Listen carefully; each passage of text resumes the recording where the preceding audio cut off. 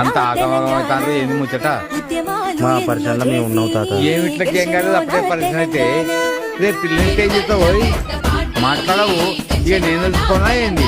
ఏను ఓటి మా అందరు కొట్టకొచ్చింది చూస్తే 4 పార్టీలు ఉన్నాయి.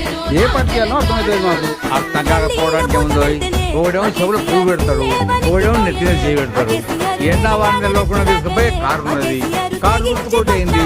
కారు గుర్తుకి ఎందుకు వేయాలి? కరెక్ట్ అడిగినావు. ఢిల్లీ పార్టీలకు ఓటేసినావు అనుకో, 30 రాష్ట్రాల్లో మనది ఒక రాష్ట్రం అవుతుంది.